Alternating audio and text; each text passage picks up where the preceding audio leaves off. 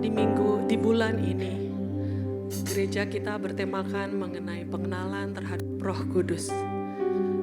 Roh penghibur, roh yang memberikan kita kekuatan. Sebentar lagi kita akan mendengarkan firman Tuhan. Kita mau mengucap syukur. Kita mau mengingat kebaikan Tuhan. Kita mau lebih mengenal Tuhan.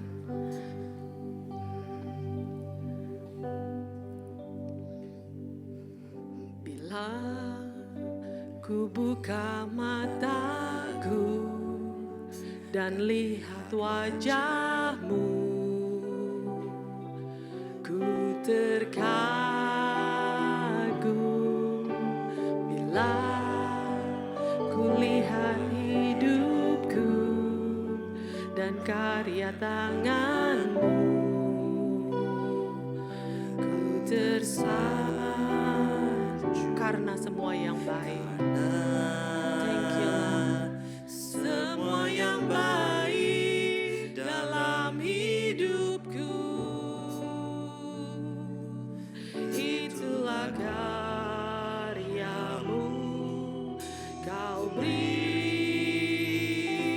kesempatan yang baru, dan ku ingin mengenal-Mu, Tuhan, lebih dalam dari semua yang ku kenal.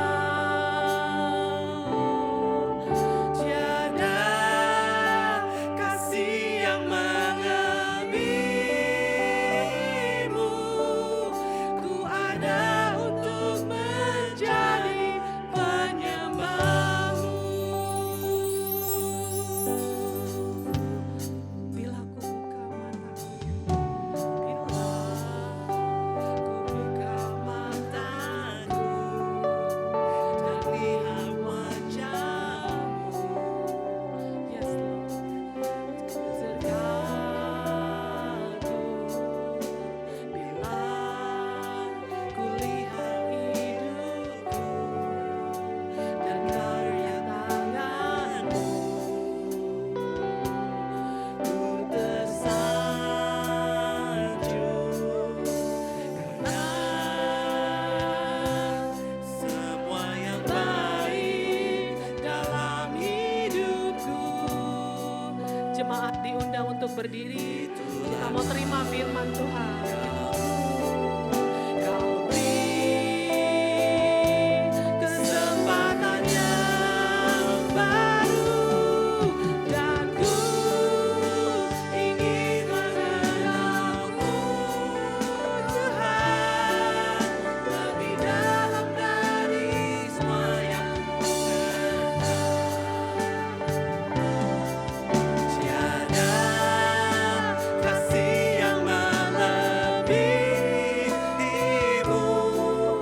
Ku ada untuk menjadi penyembah-Mu,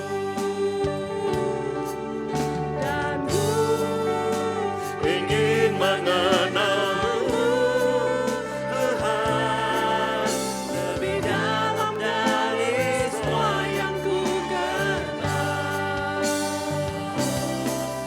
Tiada kasih yang melebihi-Mu. Ku ada untuk menjadi penyembah-Mu. Ku ada untuk menjadi penyembah. Sekali lagi, ku ada untuk menjadi penyembah-Mu, ya Tuhan. Jadi penyembah-Mu. Mari yang menyembah Tuhan, kita sembah Dia dengan tepuk tangan. Mari kita sembah Tuhan dengan sorak-sorai.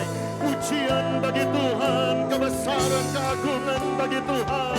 Sebab Engkau Tuhan yang ajaib, Tuhan yang baik, Tuhan yang perkasa. Sungguh kami memuji dan membesarkan nama-Mu, sebab kasih setia-Mu jauh lebih tinggi dari langit. Kasih setia-Mu jauh lebih dalam dari setiap tubir-tubir lautan, ya Tuhan. Kami memuji kebesaran-Mu, kami menyembah nama-Mu ajaib.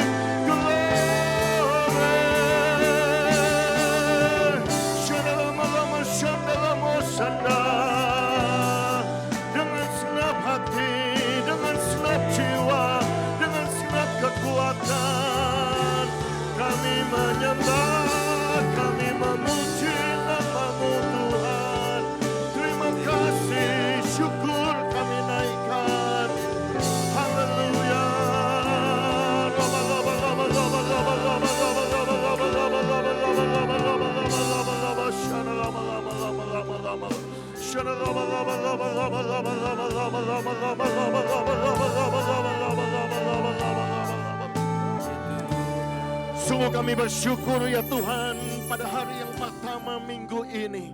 Di hari Minggu pagi kami datang beribadah untuk mengagungkan, untuk meninggikan, untuk mempermuliakan nama Tuhan. Sebab kami sadar bahwa tidak ada Tuhan seperti Engkau. Sebab kami mengerti seperti firman-Mu katakan bahwa kami hidup, kami ada, kami bergerak. Semuanya karena Engkau. Tuhan yang ajaib, Tuhan yang perkasa, Tuhan yang telah memberikan nafas kepada semua kehidupan ini. Terima kasih ya Tuhan, kami memuji Engkau Tuhan yang baik. Engkau Allah yang baik, Engkau Bapa kami yang baik, Engkau Gembala kami yang baik. Sehingga kami percaya kami gak akan pernah kekurangan. Sebab Engkau Gembala yang baik membaringkan kami di padang rumput yang hijau. Sebab Engkau Gembala kami yang baik selalu menuntun kami di tepi air yang tenang. Sebab Engkau Gembala yang baik, Engkau menyegarkan jiwa kami, menghiburkan jiwa kami, menghapuskan air mata kami. Sebab Engkau Gembala yang baik, Engkau menuntun langkah kami di jalan kebenaran. Oleh karena nama-Mu yang ajaib dan besar itu, sehingga kami bisa berkata, kalau Tuhan izinkan kami melewati lembah yang kelam, lembah bayang-bayang maut, lembah yang gelap, the valley of the shadow of the death, kami bisa berkata kami tidak takut. Sebab Tuhan bersama dengan kami. Immanuel, Tuhan tidak pernah meninggalkan kami. Gadamu dan tongkat-Mu itulah yang menghiburkan kami, menuntun kami, membela kami, melindungi kami, menjaga kami, memberkati kami. Bahkan kami percaya Engkau menyediakan hidangan bagi kami di hadapan para musuh kami. Engkau mengurapi setiap kepala kami dengan minyak Roh Kudus. Biarlah kami penuh dengan melimpah, sehingga kami percaya sesungguhnya kebajikan, kemurahan, kasih karunia, berkat mengikuti kami seumur hidup kami. Dan kami akan diam di rumah Tuhan sepanjang masa. Yang percaya sama-sama sorak-sorai bagi Tuhan kita. Tepuk tangan yang meriah bagi Tuhan kita. Haleluya, haleluya, haleluya, haleluya, haleluya. Terima kasih Tuhan, firman-Mu adalah pelita bagi kaki kami, terang bagi jalan kami. Kami tidak bisa hidup tanpa firman-Mu. Sampaikanlah firman-Mu dengan kuat, dengan jelas. Kami siap mendengarnya hanya di dalam nama Tuhan kami tercinta, Tuhan kami Yesus Kristus. Bersama-sama kita katakan amin. Tepuk tangan sekali lagi bagi Tuhan kita. Haleluya, haleluya, haleluya. Amin. Jangan keburu-buru duduk dong. Belum ada, silakan duduk saudara-saudaraku. Amin. Kalau bisa saudara keluar cari 10 orang, katakan kamu jauh lebih ganteng dari fotomu yang kamu pasang di Facebook. Beritahu kamu jauh lebih cantik daripada profilmu di Instagram. Begitu saudara. Kau jauh lebih awet muda daripada foto yang kamu pasang. Ya, haleluya. Thank you, haleluya. Praise the Lord, haleluya.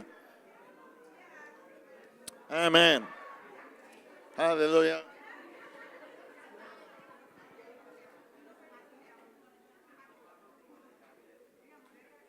Haleluya.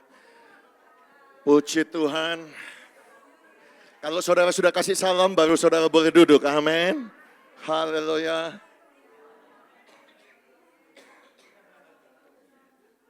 Oh, haleluya. Yang bagian sound bisa monitor saya dikasih power sedikit supaya saya nggak ngotot ya.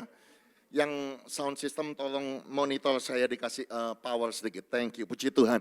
God is good and all the time. Haleluya, saya bersyukur kepada Tuhan. Terima kasih banyak kepada Bapak Gembala, Pak Peter yang sudah memberikan kesempatan buat saya melayani di Bethany yang ada di Perth ini. Senang bisa ada di kota Perth, senang bisa ketemu dengan senior saya Pak Yosua ya. Saya dengan Pak Yosua dulu melayani bersama-sama di Gereja Bethel Indonesia bagian pemuda tahun berapa? 95 ya. Sebelum saya pindah ke sini tahun 96. Ya, puji Tuhan, senang bisa berjumpa dengan beberapa wajah yang saya kenal. Haleluya, senang ketemu Pak Hendrikus. Rasanya beberapa tahun kita cuma ketemu di pesawat terbang di Batik, saudara-saudara. Saya nggak nyangka tahun kemarin pelayanan di Indonesia 2 minggu lalu ke Indonesia ketemu beliau lagi, saudaraku. Satu pesawat, haleluya. Sama-sama di ekonomi. Haleluya. Amin, senang bisa berjumpa dengan, senang juga ketemu dengan Bapak Rudi, dengan Ibu Lina. Oh haleluya, itu teman lama saudara. Kita sudah bertahun-tahun gak ketemu, kemarin karena saya melayani ibadah funeral, pemakaman, dan kemudian wake di Bapak Andri Abraham Prasetyo almarhum. Jadi ketemu dan ternyata beliau tanya, Kohanan besok khotbah di mana? Di Perth atau di sini? Saya bilang saya di Perth. Oke, kalau di Perth datang, puji Tuhan, saudara-saudara. Tapi jangan cari manusia, cari Yesus. Amin. Han gak bisa khotbah yang gimana-gimana, biasa saja. Amin. Puji Tuhan. Bapak Ibu, saya tahu bahwa saudara punya tema Roh Kudus dari Bapak Gembala, tetapi saya sudah berdoa, saya minta izin ke Bapak Gembala supaya saya boleh bebas hari ini karena saya jarang jumpa dengan saudara kan. Ketemu dengan saudara saya masih nggak tahu kapan ketemu lagi saudara-saudaraku ya. Tetapi tanggal 20 Juni istri saya akan berkhotbah di sini, nanti beliau yang akan bicara juga tentang Roh Kudus. Jadi saya mengambil kebebasan untuk mencari satu topik dan saya berdoa Tuhan dari sekian banyak topik yang ada, apa yang paling cocok dengan jemaat Betani yang ada di Perth ini. Dan saya digerakkan untuk menyampaikan tema ini. Jadi tema khotbah pada pagi hari ini saya beri judul Pahit Menjadi Manis. Katakan bersama dengan saya, pahit berubah menjadi manis. Semua belum bicara saudaraku, ayo semua berkata pahit berubah menjadi manis. Katakan amin.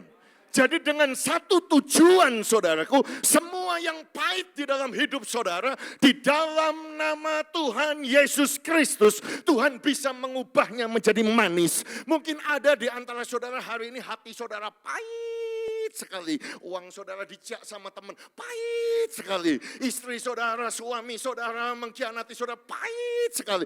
Anak saudara tidak hormat sama saudara, pahit sekali. Oh, bos saudara di pekerjaan, memperlakukan saudara tidak adil, pahit sekali. Saudara datang ke gereja nggak disapa sama Bapak Gembala, pahit sekali. Saudara pada waktu di gereja diajak makan, saudara nggak ditawari makan, aduh pahit sekali. Saya berdoa semua yang pahit Tuhan sanggup ubahkan menjadi manis. Yang percaya katakan amin. Ayo yang percaya tepuk tangan yang meriah bagi Tuhan kita.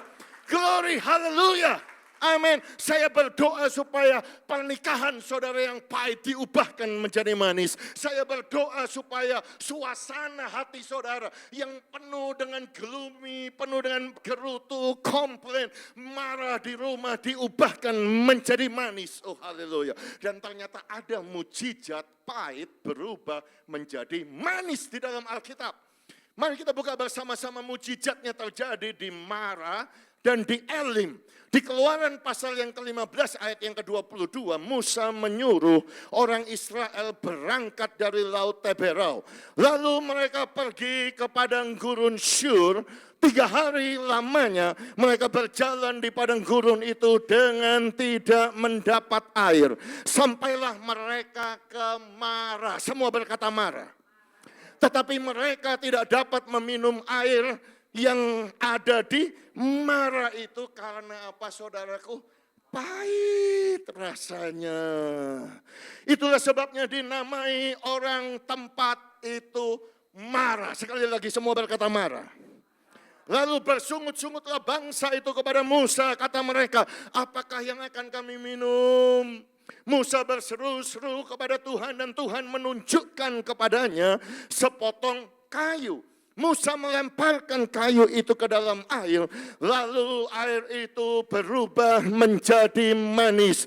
Di sanalah diberikan Tuhan ketetapan-ketetapan dan peraturan-peraturan kepada mereka. Dan di sanalah Tuhan mencoba mereka firman-Nya. Jika kamu sungguh-sungguh mendengarkan suara Tuhan Allahmu dan melakukan apa yang benar di matanya dan memasang telingamu kepada perintah-perintahnya dan tetap mengikuti segala ketetapannya, maka aku tidak akan menimpakan kepadamu penyakit manapun yang telah kutimpakan kepada orang Mesir. Sebab aku Tuhan Jehovah Rafa. Sebab aku Tuhanlah yang menyembuhkan engkau. Sesudah itu sampailah mereka di Elim. Di sana ada 12 mata air dan 70 pohon korma. Lalu berkemahlah mereka di sana di tepi air itu. Sama-sama katakan amin. Pahit menjadi manis. Alkitab saudaraku menceritakan kepada kita Musa pada saat itu membawa bangsa Israel. Oh saudaraku, keluar dari tanah perbudakan dengan tangan Tuhan yang kuat, yang teracung. Saudara bisa bayangkan tulah yang ke-10. Seluruh anak-anak saudaraku yang sulung, baik anak manusia maupun anak binatang, semuanya mati saudara-saudaraku. Saudara bisa bayangkan Alkitab berkata bahwa bahkan anak-anak sulung yang ada dalam penjara, yang ada bersembunyi di dungeon, semuanya mati. Terjadi satu mukjizat yang luar biasa. 2,5 juta orang Israel itu sembuh seketika, saudaraku.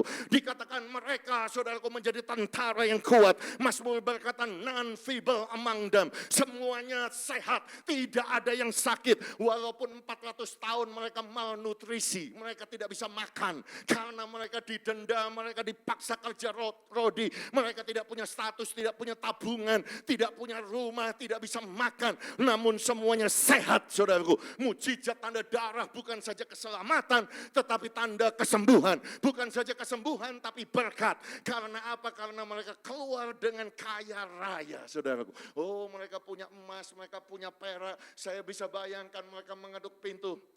Permisi gitu ya toh. Di mana berangkasnya? Ini berangkasnya. Oke, berapa passwordnya? Oh, passwordnya ini, saudara-saudara. Begitu dibuka passwordnya 1208. Kenapa 1208? Itu tanggal ulang tahun saya. Tolong diingat-ingat, saudara-saudara.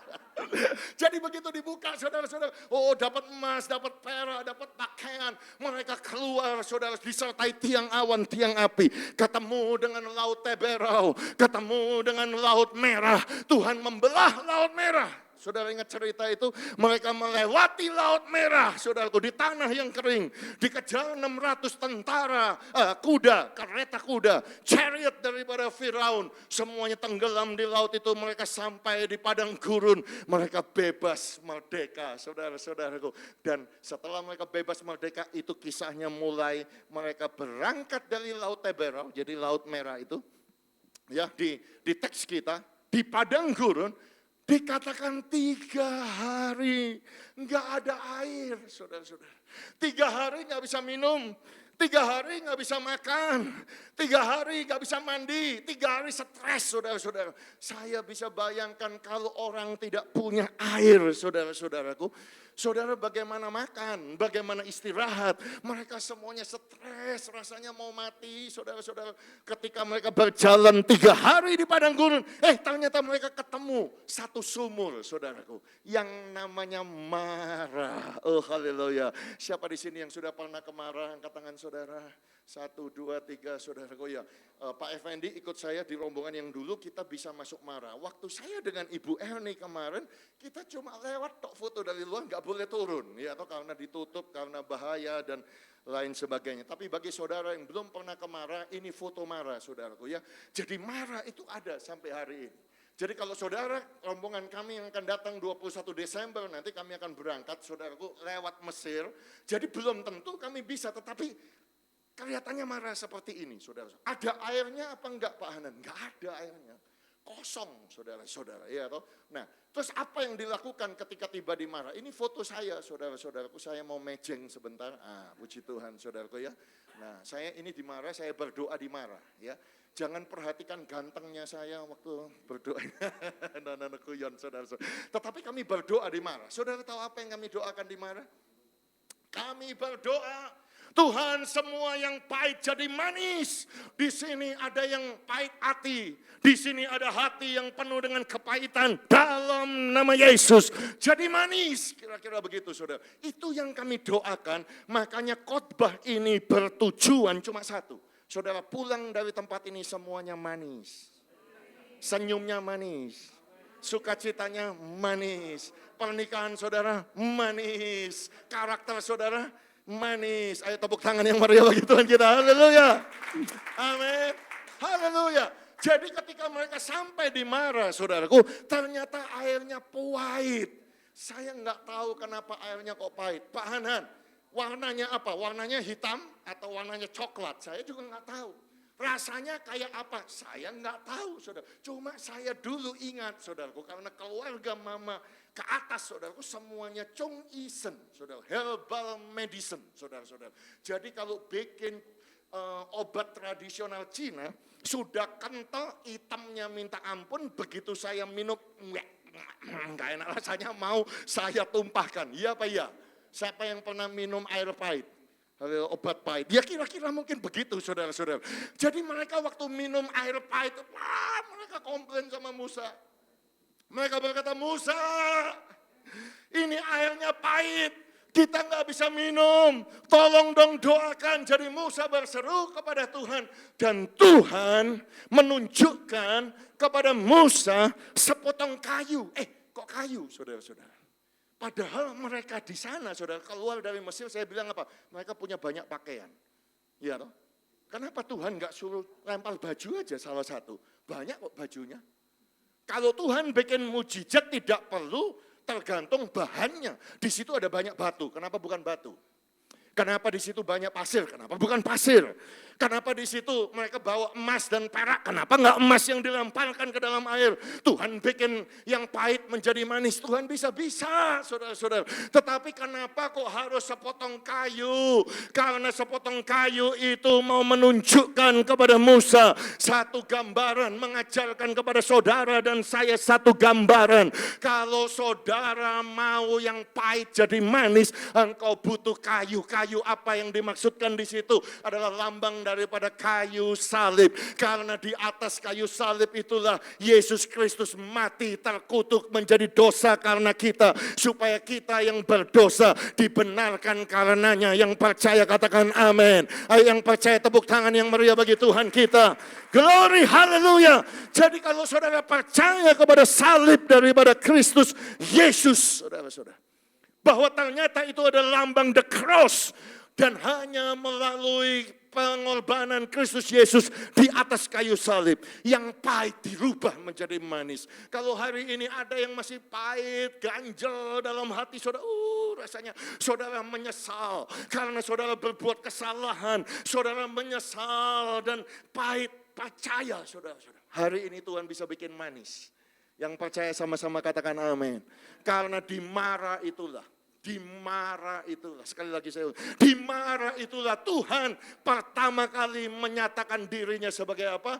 Jehovah Rafa, Tuhan yang menyembuhkan. Siapa di sini yang percaya kesembuhan ilahi? Angkat tangan saudara tinggi. Saudara percaya? Berarti kalau saudara percaya Tuhan bisa menyembuhkan saudara, yang pertama yang Tuhan akan sembuhkan, yang pahit dalam hidup saudara, akan berubah menjadi manis. Sama-sama katakan amin.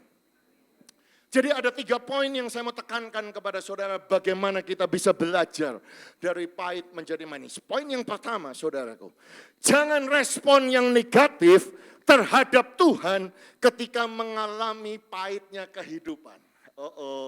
Sekali lagi saya ulangi, jangan reaksi yang negatif terhadap Tuhan ketika saudara dan saya mengalami pahitnya kehidupan. Taruh tangan saudara di dada sambil berkata, jangan respon negatif.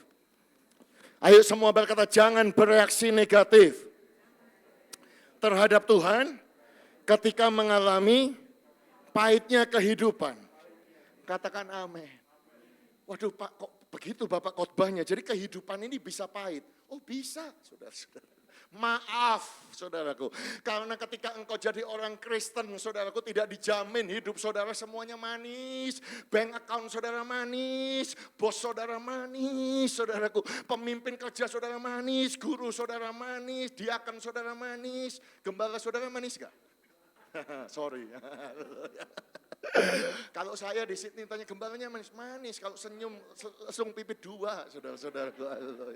Manis, saudara-saudara. Ya, tetapi saya mau mengingatkan kepada jemaat yang ada di Perth ini, jangan biarkan pahitnya kehidupan ini membuat engkau pahit sama Tuhan. Intinya begitu, saudara. Jangan biarkan pahitnya kehidupan ini membuat saudara pahit kepada hidupmu sendiri. Jangan biarkan pahitnya kehidupan, engkau pahit terhadap keluargamu. Jangan biarkan pahitnya kehidupan ini membuat engkau pahit terhadap Tuhan, terhadap keluarga, terhadap kehidupan, terhadap dirimu, terhadap suamimu, terhadap anakmu, terhadap keluargamu, terhadap orang-orang teman-temanmu di gereja. Jangan izinkan pahitnya kehidupan membuat saudara pahit.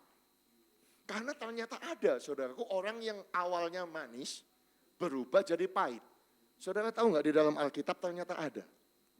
Siapa yang manis jadi pahit? Halo, ada yang tahu?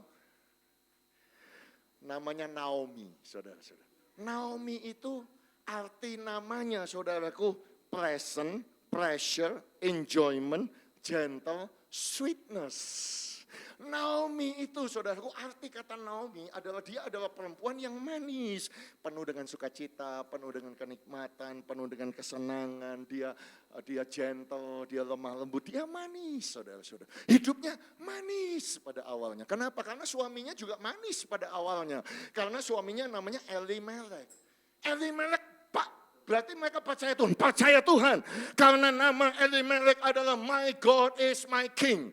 Tuhanku adalah rajaku. Berarti mereka rohani. Mereka beribadah, mereka punya 2 anak namanya Mahlon dan Kilion. Saudara-saudara. Mereka tinggalnya di mana? Di Bethlehem, Yehuda.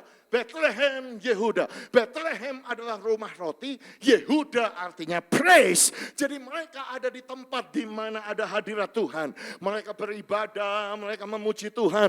Keluarga baik, punya anak 2 baik, saudaraku. Sayang, mereka menjadi pahit. Karena pahitnya kehidupan. Apa pahitnya kehidupan? Ternyata ketika mereka hidup dikatakan ada kelaparan di tanah Israel. Jadi pergilah seorang dari Bethlehem Yehuda yaitu Elimelek bersama istrinya Naomi dan kedua anaknya Mahlon Kilion kemana? Ke Moab. Mereka pergi ke Moab, saudaraku. Saudara bisa bayangkan, mereka meninggalkan tempat yang rohani, pergi ke tempat yang tidak rohani. Di mana? Moab. Bukankah Moab itu di sebelah timur daripada sungai Jordan? Halo? Bukankah Moab itu adalah bangsa yang tidak termasuk daftar daerah tanah perjanjian yang Tuhan janjikan kepada Abraham? Halo. Bukankah Moab adalah bangsa yang menyembah pagan, menyembah berhala, menyembah patung? Bukankah Moab adalah keturunan incest dari Lot dengan anak perempuannya? Bukankah Moab terkenal dengan kejahatannya? Bukankah Moab terkenal dengan hidup immorality-nya? Bukankah Moab itu terkenal dengan brutal violence, saudaraku? Bahkan Mazmur 60:10 berkata Moab adalah tempat pembasuhan kakiku, kata Tuhan. Saudara kalau pulang dari pergi ke tempat yang kotor, kemudian saudara cuci kaki di satu baskom saudara pasti kotor. Iya Pak ya? Dan itu Moab gambarannya yang Tuhan bilang, saudaraku, tentang Moab. Jadi saudaraku, mereka meninggalkan Bethlehem Yehuda. Mereka bereaksi negatif. Mereka bereaksi yang negatif terhadap Tuhan. Jadi Pak, Tuhan aku sudah melayani Tuhan tapi kok miskin. Tuhan aku melayani Tuhan kelaparan gak dapat proyek. Tuhan aku melayani Tuhan tapi bank accountku minus. Tuhan kondisiku lapar. Saudara-saudaraku, ketika engkau mengalami pahitnya kehidupan, jangan respon negatif. Jangan tinggalkan Tuhan. Sudahlah habis gini aku gak ke gereja deh. Aku gak mau sembahyang lagi. Gak usah baca Alkitab lagi. Gak usah menyanyi lagi. Ngapain sih semangat-semangat menari ya toh? Ya toh? Buat apa sih angkat tangan? Buat apa sih datang pagi-pagi disiplin? Saudara-saudaraku pahit hatinya. Karena apa? Karena hidupnya pahit. Tapi pahit itu direaksi negatif sehingga dia menjadi pahit karakternya. Dan ketika sampai di Moab, apakah dia tambah pahit? Tambah pahit, saudaraku. Gara-gara apa? Suaminya mati. Setelah suaminya mati, saudaraku, perempuan itu tinggal dengan kedua anaknya, Mahlon dan Kilion. Keduanya mengambil perempuan Moab yang namanya Orpa, yang keduanya namanya Ruth. Mereka tinggal di situ 10 tahun. 10 tahun tanpa Tuhan, jadi pahit. Karena apa? Mati kedua-duanya anaknya. Mahlon sama Kilion. Sehingga perempuan itu kehilangan suami, kehilangan 2 anak laki-laki, jadi janda, miskin. Saudara-saudara. Oh, pahit hatinya. Itu sebabnya saya mengingatkan kepada saudara, jangan tinggalkan Tuhan. Karena ketika engkau meninggalkan Tuhan, kau pergi ke Moab. Memang kelihatannya Moab itu, saudara, Moab itu kelihatannya bling-bling, saudara-saudaraku. Oh, Moab itu kelihatannya enjoy. Tetapi kalau saudara pergi ke Moab, saudara nggak bisa sembahyang di Moab. Engkau nggak bisa worship di Moab. Engkau nggak bisa memberi di Moab. Engkau nggak bisa mengembalikan persepuluhanmu di Moab. Engkau nggak bisa ikut family altar di Moab. Engkau nggak bisa ikut apa di sini ada apa? I care di Moab nggak ada, saudaraku. Di Moab nggak ada persekutuan anak muda. Mana Daniel? Nggak kelihatan Daniel di sini. Hah? Yud. Saudara di Moab gak bisa ikut persekutuannya Daniel, anak-anak muda gak bisa. Saudara gak bisa memuji Tuhan di Moab, karena apa? Di Moab tidak ada community, di Moab tidak ada bait Allah, di Moab tidak ada tempat untuk beribadah. Bapak, Ibu, dan saudara sekalian, jangan izinkan kepahitan itu membuat engkau pahit. Sama-sama katakan amin. Naomi pahit, saudara-saudara. Makanya singkat cerita kita semua tahu. Dia punya 2 mantu perempuan. Dua-duanya menangis. Tapi Naomi bilang, aku sudah tua, pulang sana. Akhirnya Orpa pulang, saudaraku, kepada bangsanya. Dan Naomi bilang sama Ruth, lihat itu iparmu. Dia sudah pulang kepada bangsanya, pulang kepada keluarganya, pulang kepada Allahnya, pulang sana. Tetapi Ruth ngotot mengikuti Naomi, saudara-saudara. Dan Ruth berkata, kemanapun kau pergi, aku akan pergi. Karena manapun kau tinggal, aku akan tinggal. Di mana engkau mati, disitulah aku mati. Di mana engkau dikuburkan, disitulah aku dikuburkan. Sebab bangsamu, bangsaku, Allahmu, Allahku, Tuhanmu, Tuhanku. Dan tidak ada yang bisa memisahkan kita berdua. Selain karena Tuhan atau kematian. Bukankah janji Ruth itu menjadi the wedding vow hari ini? Makanya kita berkata, I love you, I receive you. Ya, in sickness and in health, in riches and poorer, in every situation and challenges of life, until death do us part. Itu dapat dari mana? Dari janji Ruth kepada Naomi. Akhirnya pulang, saudaraku. Ruth sama Naomi pulang ke Bethlehem, Yehuda. Dan ketika mereka masuk Bethlehem, gempar seluruh kota itu karena mereka. Dan perempuan-perempuan itu berkata, Naomikah itu, Naomikah itu. Rut 1 ayat yang ke-19 multimedia. Haleluya. Saudara tahu kenapa bangsa itu gempar? Karena dulu mereka punya sahabat namanya Naomi. Kalau ada Naomi, enjoy kaum wanitanya semua cicet. Karena ada Naomi. Karena Naomi itu manis, senyumnya manis.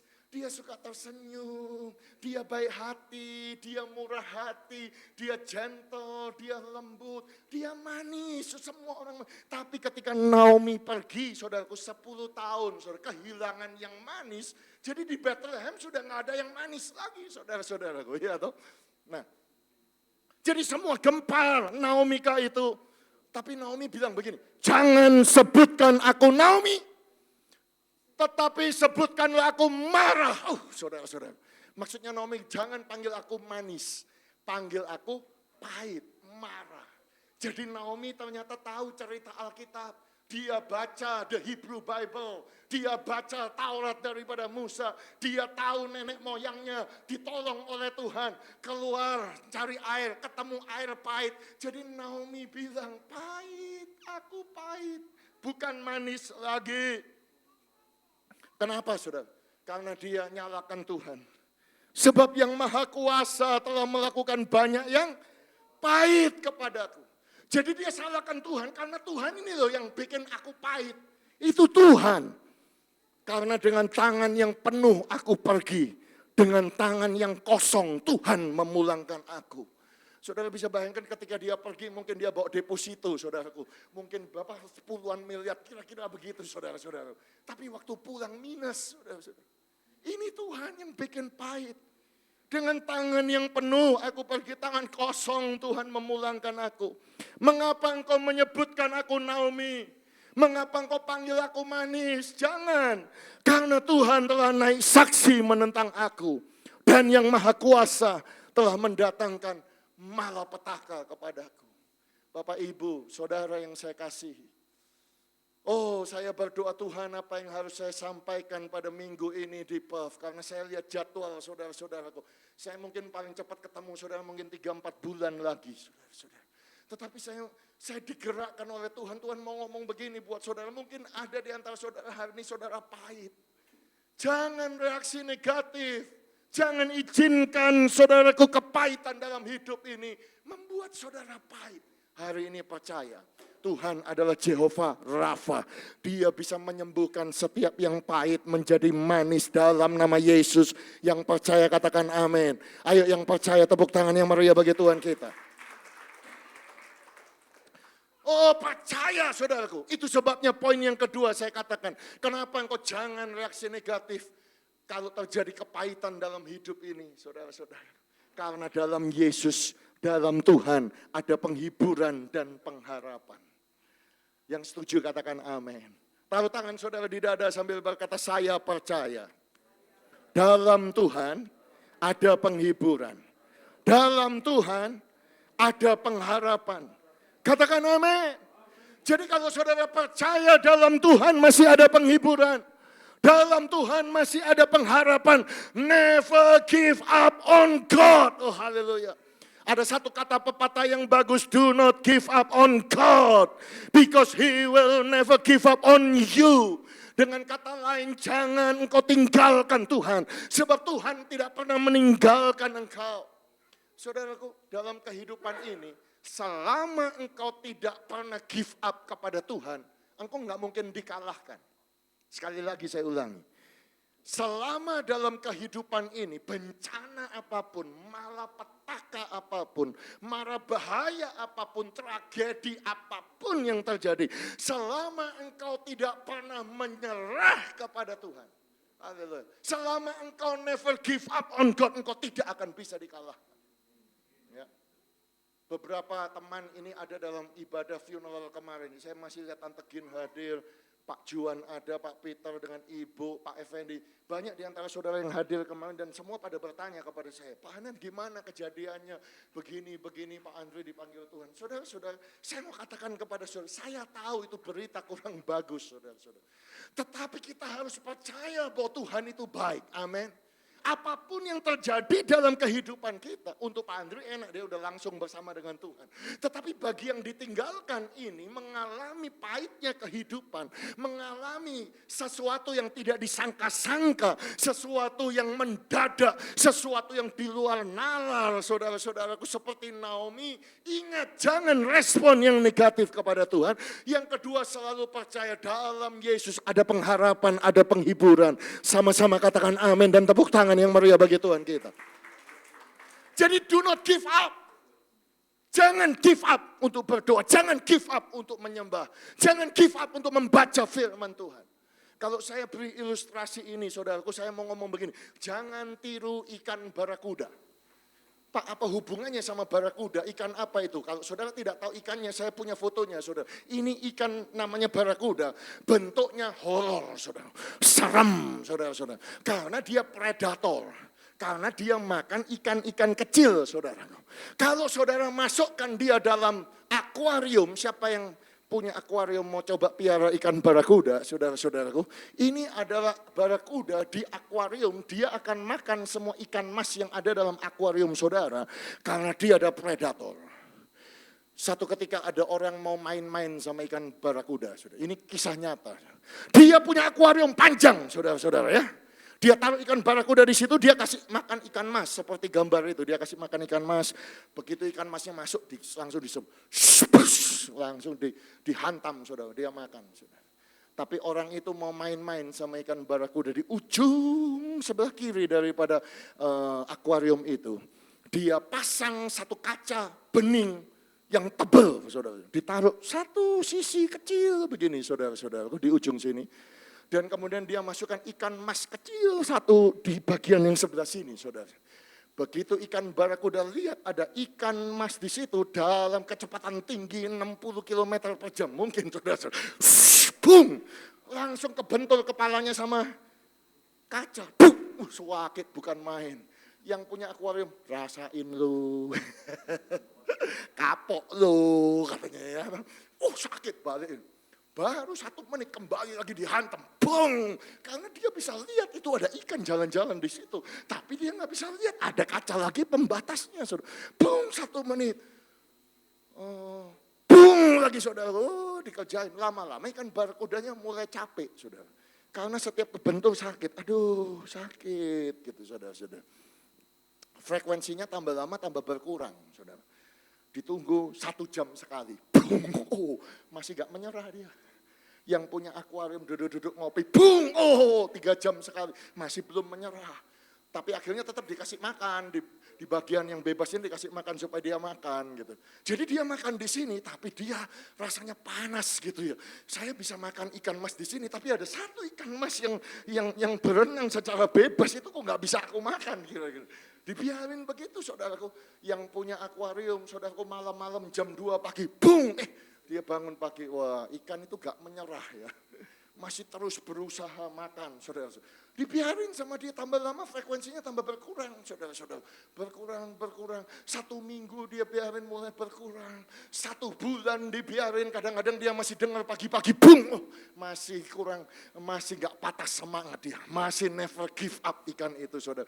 2 bulan dibiarin, saudaraku. 3 bulan dibiarin. Sudah mulai gak dengar sama sekali. Jadi ikan barakuda putar-putar aja di sini, saudara. Di sebelah sini putar-putar. Nah yang punya akuarium akhirnya sadar setelah 3 bulan dia udah capek. Dia melakukan percobaan diangkat saudaraku pembatasnya. Setelah diangkat sekarang sudah tidak ada pembatasnya. Seandainya ikan barakuda mencoba 1 kali lagi habis itu ikan mas itu.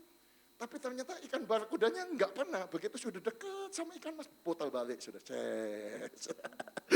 Begitu berenang dekat ikan barakuda, putar balik. Saudara. Ikan masnya juga enggak berani ke sana, sudah cuma muter-muter di sini, saudara. Karena dia jadi saksi, semua teman-temannya, semuanya dimakan habis di sana, saudara. Jadi dibiarin, saudara. Akhirnya tukang akuarium ini tahu, ternyata ikan barakuda kamu biarin 3 bulan begitu, akhirnya patah semangat. Kenapa saya cerita ini kepada saudara? Karena saya mau ngomong sama saudara, mungkin banyak di antara saudara sudah patah semangat kayak ikan barakuda ini.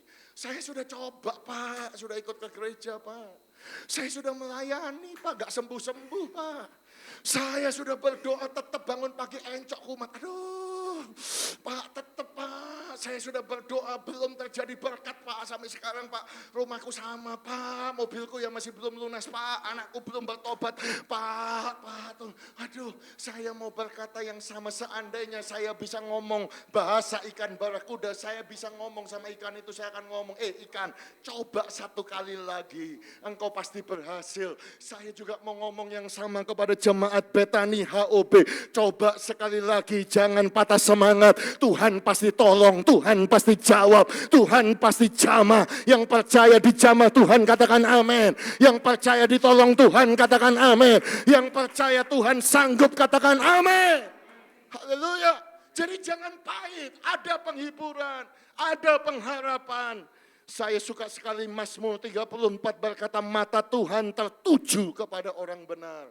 Telinganya kepada teriak mereka minta tolong. Saya lebih suka lagi ayat sambungannya.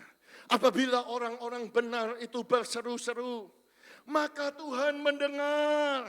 Maka Tuhan melepaskan mereka dari segala kesesakannya.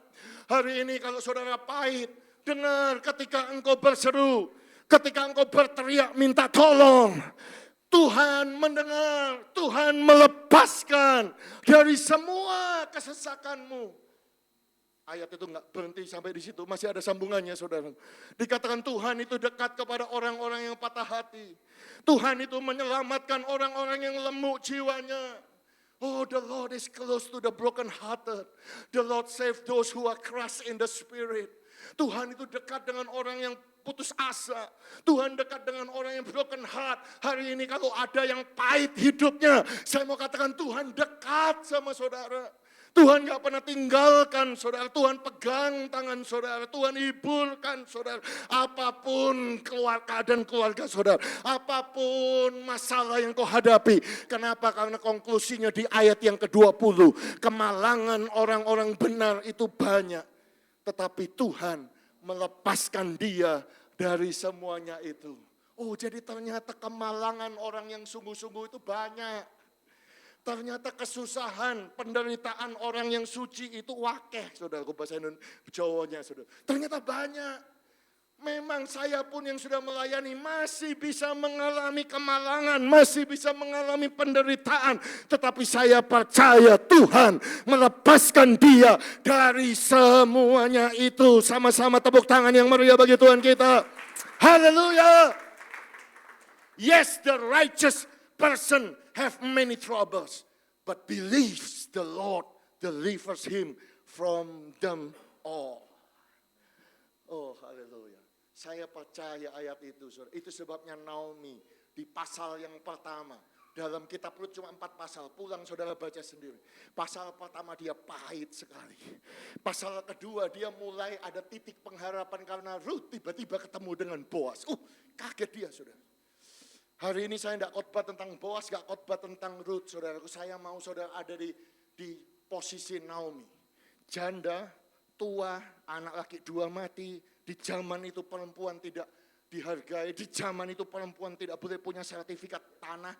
Nama tanah tidak boleh ada dalam namanya dan lain sebagainya. Saudaraku, di pasal yang ketiga ada penghiburan. Ada pengharapan. Naomi sudah mulai kembali menjadi manis.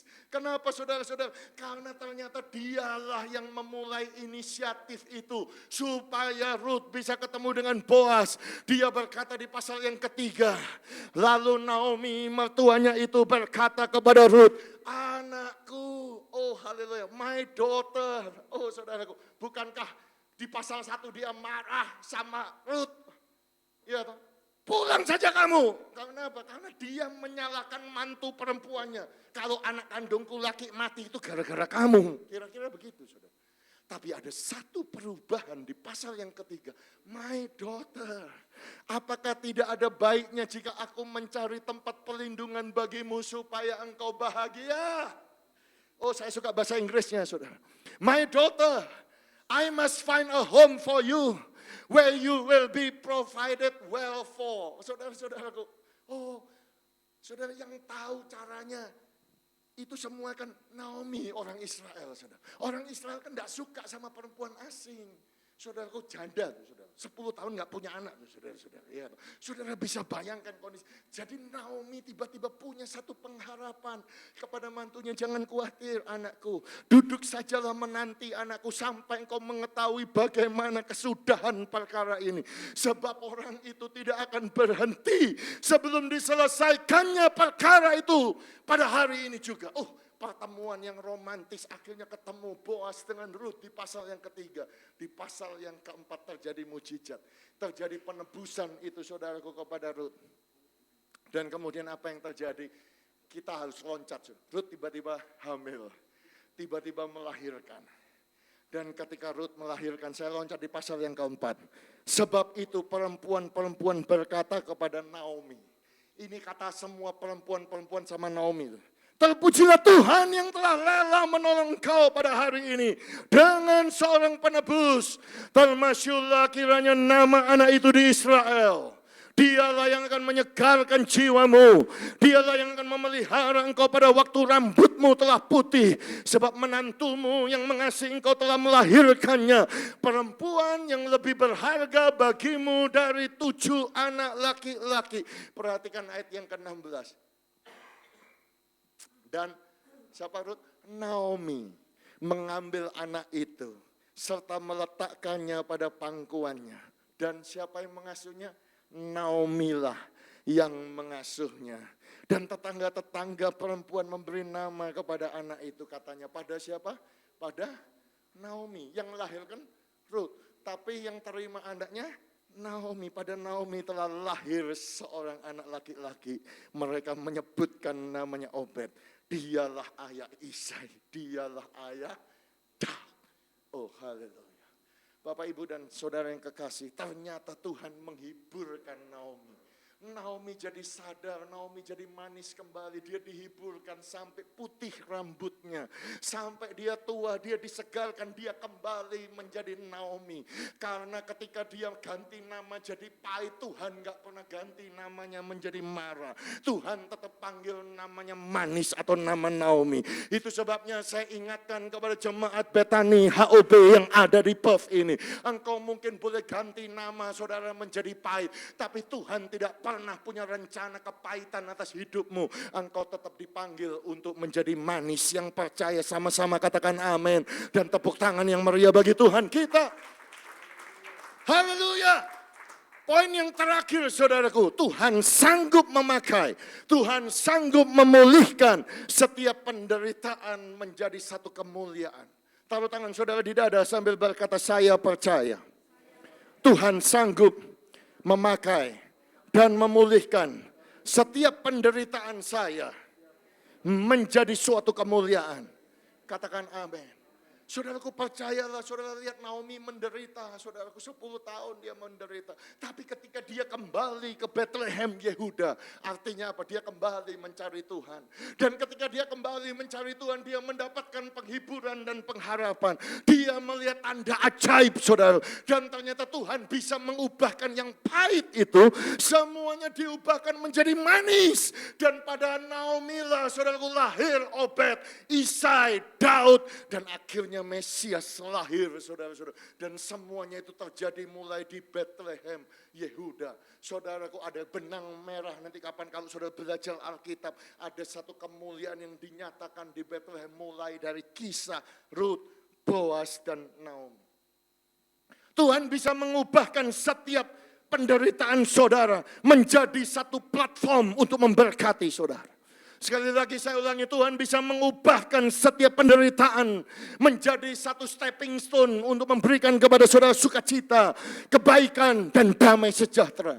Sebab di dalam Tuhan tidak ada penderitaan yang terbuang, tidak ada penderitaan yang sia-sia, tidak ada tetesan air mata yang dibuang semua. Karena setiap tetesan air mata ditampung dalam kirbatnya Tuhan. The Lord can turn every pain into glory. Itu sebabnya di dalam 2 Korintus pasal yang keempat ayat 17 dikatakan, penderitaan ringan yang sekarang ini. Kenapa disebut ringan? Karena apa saudara? Karena cuma sementara. Kenapa disebut penderitaan ringan? Karena penderitaan ringan yang pahit itu bisa diubahkan Tuhan menjadi manis. Kenapa disebut penderitaan ringan? Karena penderitaan ringan itu mengerjakan bagi saudara dan saya, bagi kami, taruh tangan saudara di dada, bagi saya.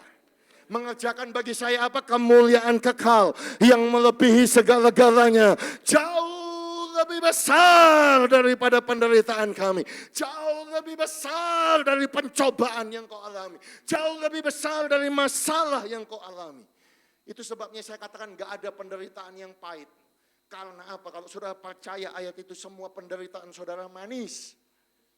Always sweet suffering in Jesus name. Sama-sama katakan amin. Karena ada satu pepatah berkata, only Jesus can turn a mess into a message.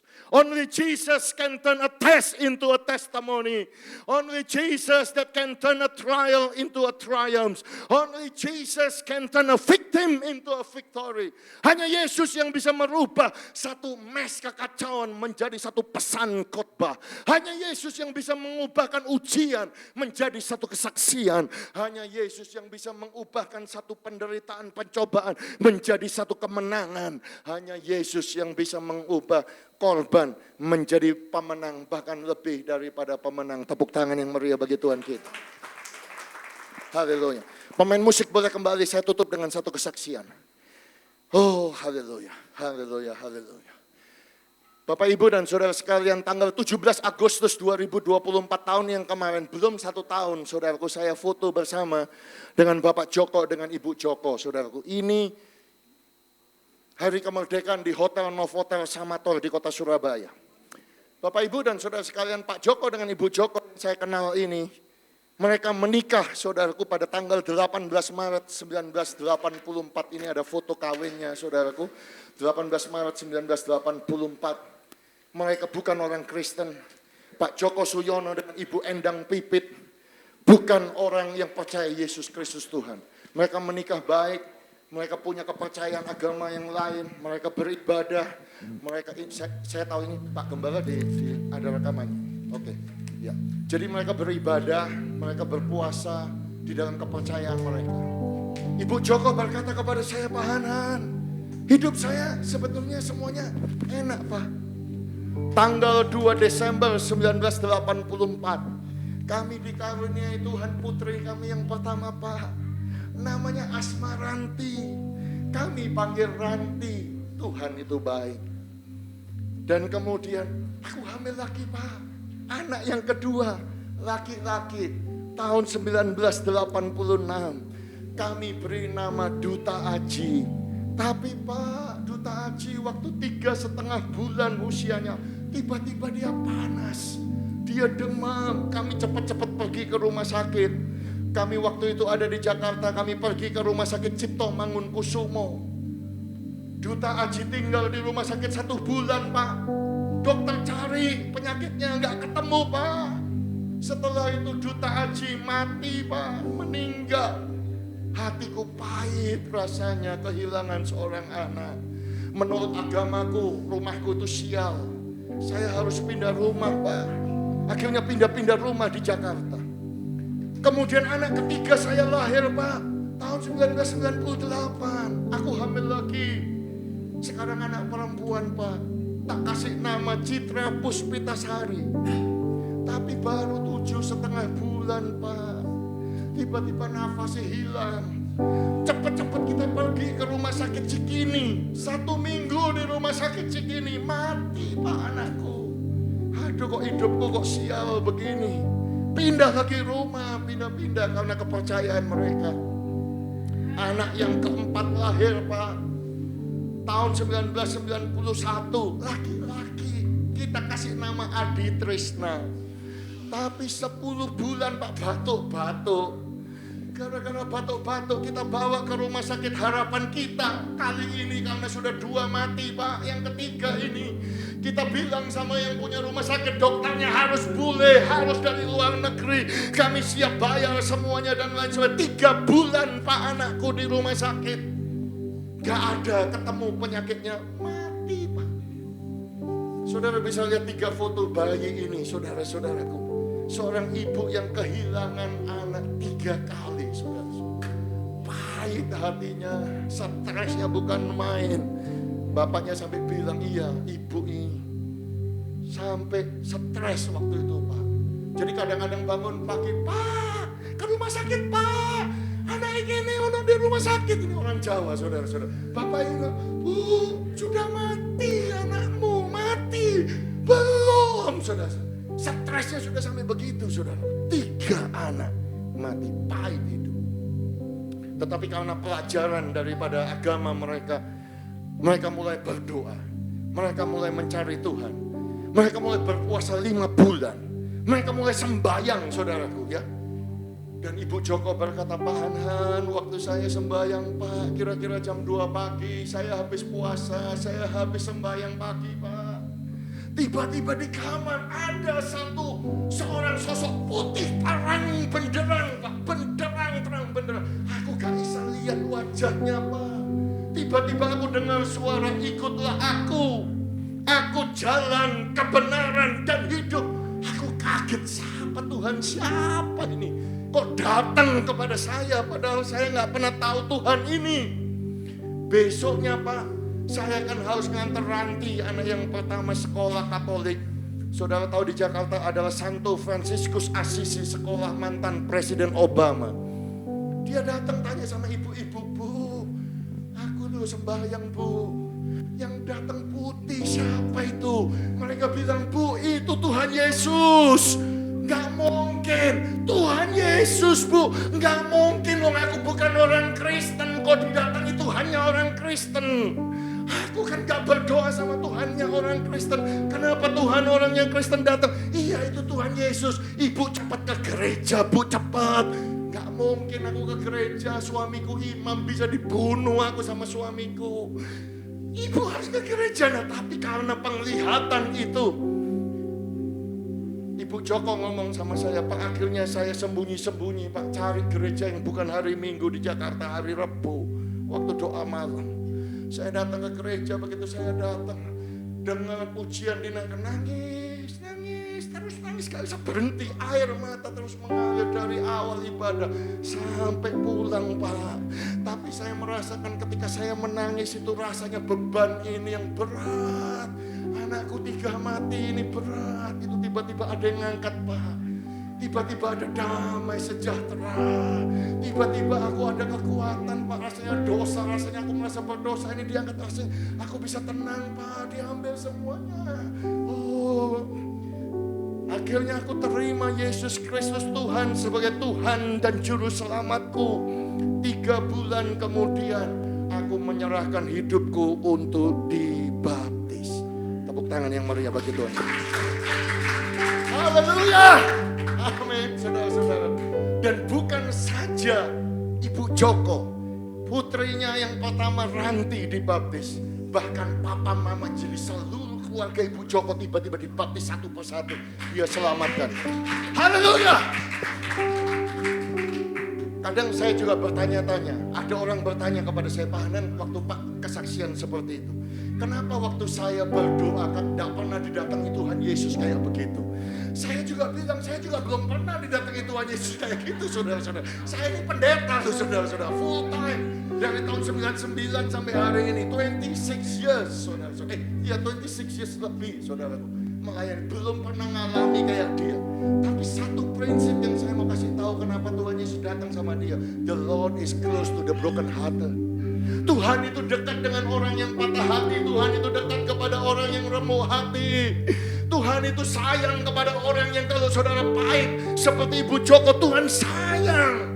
Jadi kalau engkau tidak bereaksi negatif, engkau kembali ke Bethlehem Yehuda, ada pengharapan, ada penghiburan, haleluya. Dan kemudian kau percaya Tuhan sanggup memakai, Tuhan sanggup memulihkan, terjadi satu pemulihan.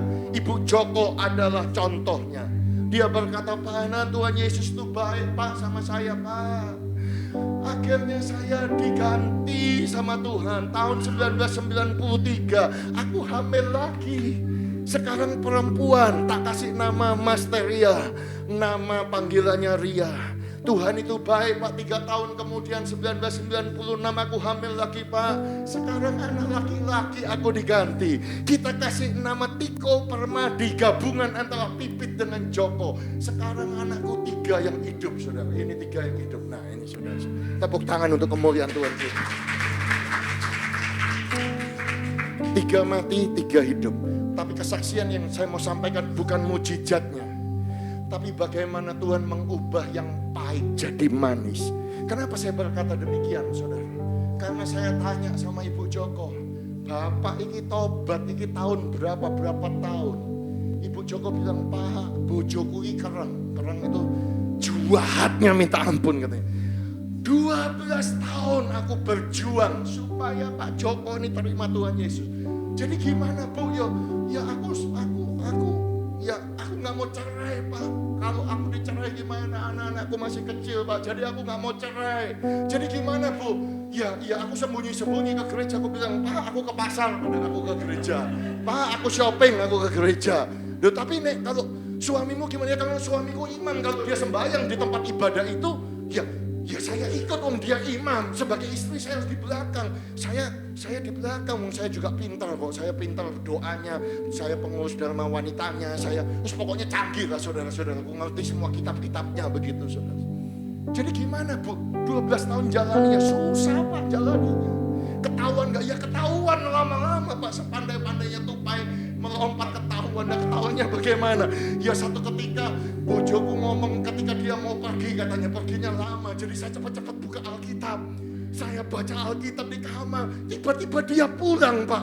Ketahuan saya baca Alkitab. Diambil Alkitab itu, dibuanting, Pak. Dia bilang di rumah ini tidak boleh ada nama Yesus. Tidak boleh anggota keluarga saya percaya. Pokoknya di abuse, di segala macam. Tapi saya mau katakan kepada saudara, hati wanita ini sudah manis. Jadi suaminya kayak gitu manis, dia doa terus, saudara-saudara.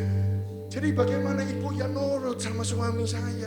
Saya doakan suami, gimana caranya ya saya kalau ke gereja, saya angkat tangan, saya bilang Joko Suyono, Joko Suyono, Joko Suyono. Tiap hari panggil nama suaminya di gereja, Joko Suyono, Joko Suyono. Saya mau katakan kepada saudara, singkat cerita 12 tahun kemudian Ibu Joko berkata, ketika saya ada nomor 2 di gereja lagi sembahyang, tiba-tiba bojoku Pak datang jejeri saya di sebelah. Tuh, kamu kok ada di sini? Iya Ma, aku sekarang juga mau terima Yesus Kristus Tuhan, jadi orang Kristen. Akhirnya Pak Joko dibaptis, saudara-saudaraku. Mereka diberkati oleh Tuhan. Ini foto keluarga yang terbaru, saudara-saudara ya. Ya, 2 putrinya dua-dua sudah menikah, dua-dua sudah melayani. Jadi saudaraku, penyanyi di paduan suara, main musik, saudara-saudaraku melayani, tinggal satu yang belum menikah, tapi semuanya di dalam Tuhan. Kenapa saya cerita ini kepada saudara? Karena saya percaya semua penderitaan yang kau alami, Alkitab berkata penderitaan yang ringan, itu akan mengerjakan sesuatu kemuliaan yang besar. Tidak bisa dibandingkan. Oleh sebab itu jangan pahit hati. Tuhan percaya Tuhan bisa mengubahkan yang pahit menjadi manis. Sebab ketika Tuhan memulihkan keadaan Sion, keadaan saudara dan saya seperti orang-orang yang bermimpi. Pada waktu itu mulut saudara dan mulut saya akan penuh dengan tertawa. Lidah kita akan penuh dengan sorak-sorai. Dan pada saat itu kita akan berkata, Tuhan telah melakukan perkara yang besar kepada kami. Yang percaya katakan amin. Mari kita bangkit berdiri bersama-sama. Sebab Tuhan telah melakukan perkara yang besar. Tuhan memulihkan keadaan saudara dan saya. Seperti Tuhan memulihkan batang air kering di tanah Negeb. Sebab orang yang menabur dengan mencucurkan air mata, saudara dan saya akan menuai dengan sorak-sorai. Kita berjalan maju menangis sambil menabur benih. Saudara dan saya pulang dengan sorak-sorak sambil membawa berkas-berkasnya yang pahit berubah menjadi manis dalam nama Yesus. Ayo tepuk tangan yang meriah. Come on Vincent. Haleluya, sorak-sorai bagi dia. Haleluya, haleluya, haleluya. Haleluya, haleluya, haleluya. Angkat tangan saudara, kita sembah dia. Oh, lama-lama. Ku buka mataku dan lihat wajahmu. Ku terkagum bila ku lihat hidupku dan karya tanganmu. Ku tersayang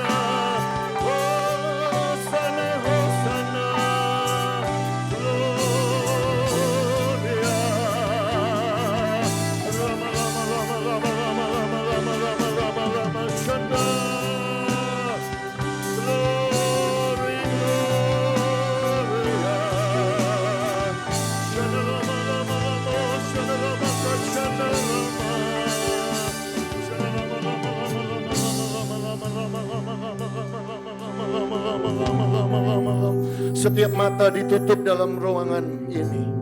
Tuhan berbicara dengan jelas. Ada mujizat di Mara. Ketika dia menyatakan dirinya sebagai Jehovah Rafa, Tuhan yang menyembuhkan. Dan dia mau menyembuhkan setiap yang pahit menjadi manis. Oh haleluya. Haleluya. Dan saya mau berdoa bagi saudara setiap mata ditutup. Jika saudara datang bersama dengan suami, dengan istri, pegang tangan suamimu, pegang tangan istrimu. Haleluya. Kalau saudara datang sendirian, taruh kedua tangan saudara di dada saudara. Karena kami percaya pernikahanmu yang pahit akan dirubahkan Tuhan menjadi manis. Dalam nama Yesus. Setiap hatimu ketika ngetumpang tangan dalam di dadamu, setiap hati yang pahit, setiap pikiran yang negatif, setiap kepahitan, kegeraman, marah, dendam, kekecewaan, kepahitan, tidak bisa bersyukur, tidak bisa percaya, itu dibuang. Haleluya. Dan Tuhan bisa mengubahkannya menjadi manis, menjadi gentle. Oh haleluya. Menjadi lembut, menjadi manis. Karakter yang manis, senyummu akan manis, bahagiamu akan menjadi manis, sukacitamu akan menjadi manis. Haleluya. Tuhan, Kau menjamah setiap jemaat-Mu. Engkau menghiburkan, Kau menguatkan, Kau menyembuhkan. Sama seperti Engkau menyembuhkan hati daripada Ibu Joko ya Tuhan. Hati yang penuh dengan kesedihan, air mata, stres, frustrasi, sampai hampir bunuh diri. Tapi Tuhan sembuhkan. Demikian hamba berdoa, Engkau menyembuhkan setiap kami ya Tuhan. Sehingga kami pun bisa mengalami satu mujizat. Kami tidak lagi menangis, kami tidak lagi sedih. Kami tahu bahwa hidup kami ada di tangan Tuhan, bahwa masa depan Tuhan indah, bahwa Tuhan tidak pernah meninggalkan kami. Immanuel, Tuhan beserta dengan kami. Itu sebabnya kami akan mempersembahkan hidup kami buat Tuhan. Mari angkat kedua tanganmu bersama-sama. Mari kita sembah Dia sekali lagi.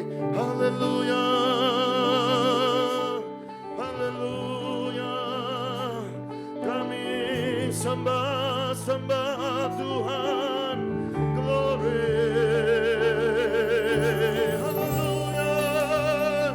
Shalom, shalom. Roh Kudus jamah setiap jemaatmu. Roh Kudus penuhi setiap hati. Roh Kudus, dalam nama Yesus, Roh Kudus mengalir, kuasa-Mu mengalir, menyembuhkan setiap hati, menghapuskan setiap air mata, mengokohkan setiap lutut yang goyah. Dalam nama Yesus, langit terbuka, kasih mengalir seperti hujan, damai sejahtera mengalir seperti ombak lautan yang tidak pernah berhenti. Sukacita Tuhan yang akan menjadi kekuatan. Dalam nama Yesus, Gloria, Gloria, Gloria. Haleluya.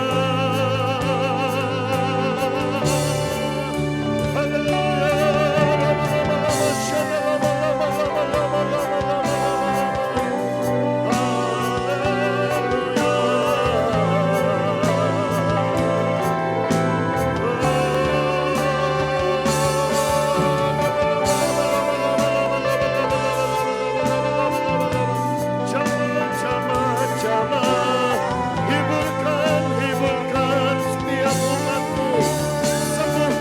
Sembuhkan Yesus Tuhan.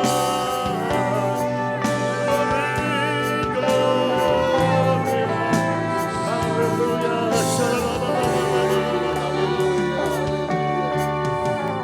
Bapa, terima kasih Tuhan. Terima kasih, kami percaya di dalam Engkau ya Bapa. Semua yang pahit Tuhan jadikan manis Tuhan. Terima kasih. Hubungan kami dengan yang lain, pernikahan kami, keluarga kami, bahkan ekonomi kami Tuhan, bisnis kami, Tuhan sanggup mengubahnya menjadi manis Tuhan. Terima kasih. Terima kasih buat firman-Mu. Terima kasih. Kami terima dengan iman Tuhan, bahwa Engkau melakukan pekerjaan-pekerjaan yang besar dalam kehidupan kami, melakukan perbuatan yang ajaib dalam kehidupan kami ya Bapa. Kami mau tetap berharap kepadamu, karena kami tahu di dalam Engkau ada pengharapan dan kekuatan baru. Terima kasih Tuhan, karena kami percaya di dalam nama-Mu tidak ada yang mustahil. Terima kasih Tuhan, terima kasih. Mari jemaat yang terkasih, sebelum kita pulang, kita angkat tangan kita. Arahkan hati kita kepada Allah Bapa di surga. Biarlah engkau boleh pulang di dalam berkat dari Allah Bapa. Di dalam nama anaknya yang tunggal, Tuhan Yesus Kristus. Kuat kuasa persekutuan dengan Roh Kudus boleh menyertai kehidupan kita. Mulai dari hari ini sampai besok, sampai Maranatha, sampai Tuhan Yesus datang kembali menjemput kita di awan-awan. Siapa yang percaya sudah diberkati, sama-sama katakan amin. Tuhan memberkati. Happy Sunday, God bless you. Thank you.